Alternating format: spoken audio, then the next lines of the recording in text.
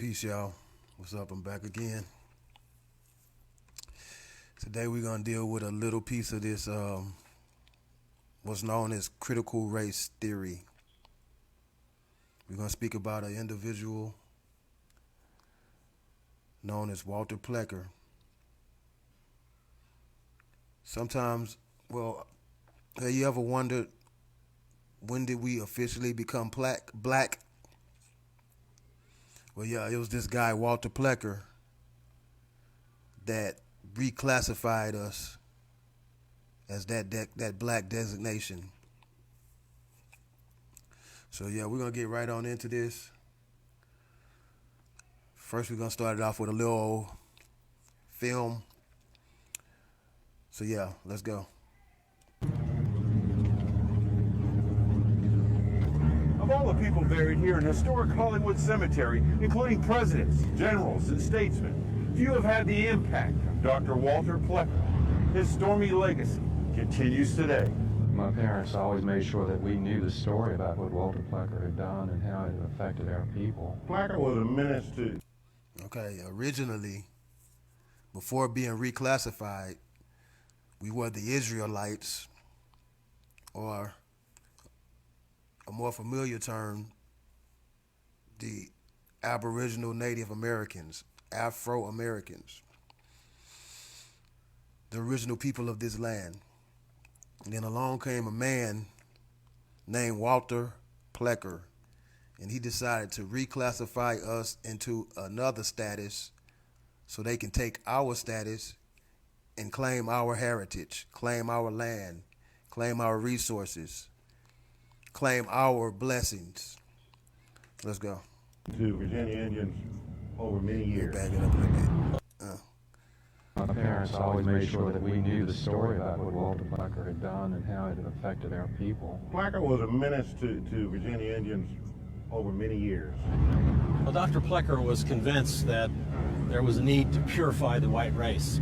He thought that he was preserving the Commonwealth of Virginia, that he was maintaining the United States of America, and most importantly to him, that he was protecting the white race.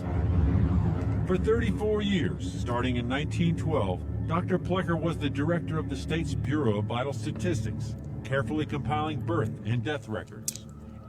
Anyone who had one drop of other than white blood was listed as colored. They were mongrels, in his view. Plecker was relentless. With great energy, he compiled lists and wrote letters chastising whites who applied for marriage licenses with those Plecker thought were impure. There's no question that Plecker was incredibly aggressive about using the few prerogatives the law gave him to register people. He used those prerogatives really to threaten people, to coerce them. Dr. Plecker once boasted that he had a list of people by race that rivaled that list that was kept by Hitler of the Jews. Virginia Indians particularly felt his wrath. Quote, like rats when you're not watching, he wrote, they've been sneaking in their birth certificates through their own midwives. You know, we couldn't claim we were Indian. It was against the law to say we were Indian. What do we claim? You know, we're not black and we're not white. That whole idea that you are not what you believe yourself to be. Whole groups of people who formerly were recognized among the tribes of Virginia simply disappeared from the records. They were no longer considered to be Native Americans or Indians, as they were called. Their children were not recognized as members of the tribes, and they're living with that legacy right now. Plecker and his many supporters believed not only that races should never intermarry, they shouldn't even mingle. Strict segregation would last for generations. Blacks had to have their own schools and neighborhoods. So did Indians. This was the schoolhouse, and for a long time, up until 1908, the church.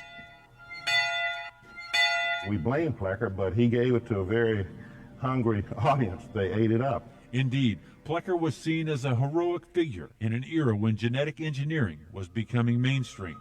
The eugenics movement was white supremacy cloaked in science. Its supporters were many and influential, from leading academics at University of Virginia to wealthy industrialists. We have to remember that in the 1920s, most people lived on farms. So people knew about livestock. They knew about growing corn. They knew about culling the herd and getting rid of the ones that weren't any good and keeping the ones that were the most sound. And so these ideas of animal husbandry were useful to people making biological arguments about society. There was a lot of cross-pollination between Virginia's movement and Adolf Hitler's quest for a master race. The Richmond Times-Dispatch editorialized in 1924 that racial intermingling would ruin the white man. Quote, once a drop of inferior blood gets in his veins, he descends lower and lower in the mongrel scale. That was the year the General Assembly passed the Racial Integrity Act, narrowly defining race and making it illegal for whites to marry anyone of any other race. Plecker wrote to the governors of the rest of the states, urging them to pass similar laws to save the white race. We have a law. There's a sterilization law that's passed in Virginia, upheld later in the United States Supreme Court, allowing some 60,000 plus people to be sterilized in institutions, 32 states all over the country. Well, we're trying to help them, Alice, and you too. Have your entire family sterilized. The Racial Integrity Act, which Plecker pushed, stood until 1967, when the appropriately named Loving case about an interracial couple led to a U.S. Supreme Court reversal. But the damage to Virginia's Indian tribes continues. There are more than 560 federally recognized Indian tribes in the country, but none of Virginia's tribes, the ones that helped the settlers survive, have that crucial recognition, because Walter Plecker did everything he could to destroy evidence of their existence. I don't know that you can ever atone for the bad things that have been done. And we are people who believe in forgiveness and humanity and brotherhood. And so let's make today a new day. In less than a century, what Dr. Plecker feared the most has come to pass. I'm sure that Dr. Plecker would be shocked to walk through a city like Washington, D.C., or for that matter, downtown Richmond, and see that there were people of different races walking hand in hand. It wasn't the world that he looked forward to. He really looked forward to a very different, much more restricted world.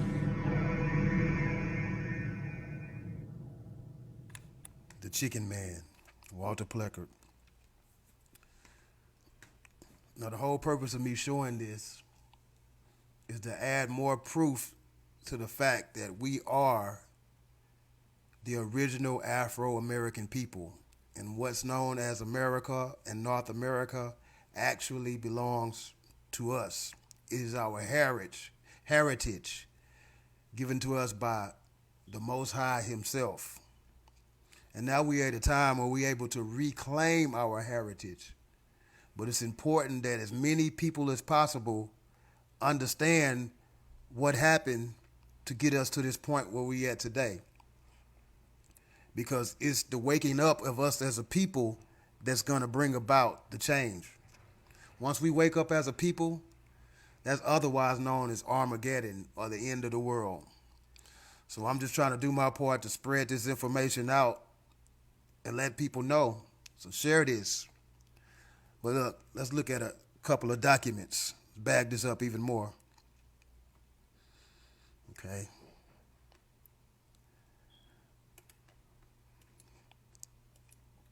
All right. Right here we got the Library of Virginia, Public Library. Just going to do a little bit of reading right here. Records concerning the first Virginians, tribal people in the territory now known as Virginia, are scattered throughout the collections of the Library of Virginia, which can make research challenging. The terminology used to refer to native populations in Virginia is imperfect. Today, most prefer to use the tribal affiliation as an identifier. Indians appear in a variety of sources, including state records, local records, maps, personal papers, and church records. The bibliography described selected archive sources on Virginia Indians. Okay, let's move to this next section. According to holding pertaining to Virginia Indians, document a rich and enduring culture, as well as an ongoing conflict that the English colonists set into motion in 1607. Increased challenges face the Commonwealth Indian population in 1924. See, it really haven't even been that long since we've been reclassified. The official date is 1933. So it was just recently, but through things like entertainment and Hollywood and these celebrities and rap, they keep us distracted from who we are, while also wiping our mind, neuralizing us, if you will, Men in Black like. In 1924, with the passage of Virginia Racial Integrity Acts, it created two racial categories: pure white and everyone else. Those with 1/16 or more American, Native American, Asian, or Southern European heritage. I skip past that word African because that African word is the deception introduced to us by guys like Marcus Garvey. Matter of fact, let me go check this. Let's go look at this. I presented this picture before, but now I'm bringing more light to it for those who don't like the fact that Marcus Garvey was our enemy, not a hero.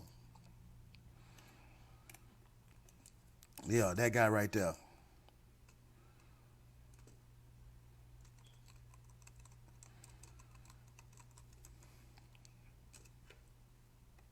Right here. This is the picture we're looking for. Who is this right here? That is Walter Plecker. That is the guy that reclassified us as God children, from God children to black, which technically means nothing. He reclassified us from everything to nothing. And Marcus Garvey was right on his side, helping institute these changes. So the next time you feel like I'm tripping because I'm pointing out that Marcus Garvey was a sellout, it says right here, plain as day, Marcus Garvey and Walter Plecker. Why are these two guys together? Because they were Confederate in destroying our identity in order to steal our heritage, our land, our resources, our riches. Now let's get back to the document. No, not that right here. All right. Okay. Walter Ashby Plecker, the first register of the State Bureau of Vital Statistics. They started passing out Social Security cards, and you started to have to identify as a certain race during this period of time. And a proponent of eugenics, was one of the Act's most vocal supporters. As registrar, he issued birth, death, and marriage certificates, and routinely changed the races of applicants from Indian to Negro. These are official documents from the official state of Virginia. It's not a conspiracy site. This is the real thing. But, we are now at a time where the truth is being unleashed, revealed, uncovered. All we have to do is just wake up and everything will change. But we need a mass awakening.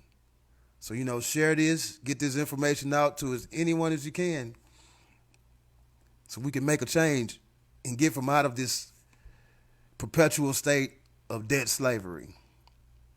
Let's back this up.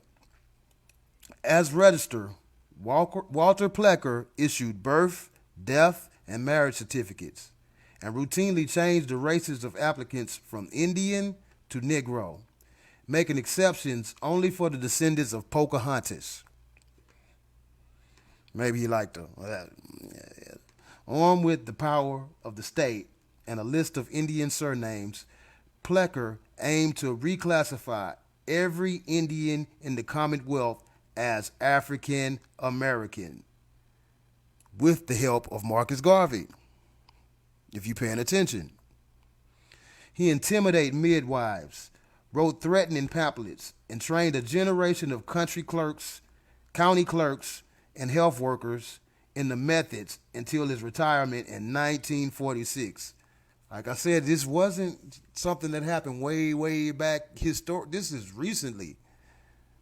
What's that, like 60 years ago?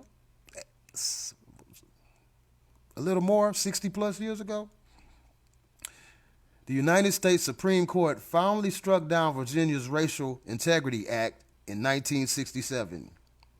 So I read all that to point out this is actual true information. Walter Plecker reclassified us from the owners of America, the rightful owners. America is our birthright. By reclassifying us, he stole our birthright. He stole our heritage. He stole everything that made us great. And then reclassified us as black. Now let's look at these definitions of these words, these classification words. See, originally, we were the whites. But we was whites in a spiritual manner. White as in purity and holiness. Yeah, I'll stretch this out some. Like I said, I'm just now learning how to do this old vlog, whatever, podcast, whatever you want to call it. There are specific colors mentioned in the last days. Last days. Bible verses about the color white hair. White is the color of righteousness, the color of vestments of angels, the color of the unblemished, and the color of purity. We were that purity. We were that righteousness.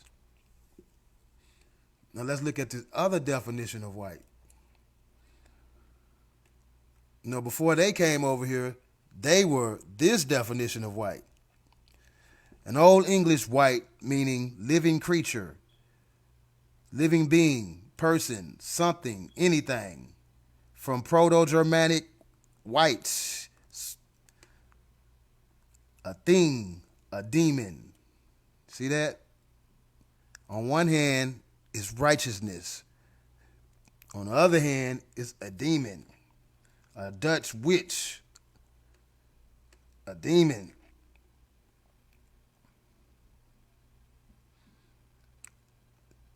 Actually, it is related to the Isle of Wight, but we're going to serve that for another Isle of Wight, but we'll say that for another video.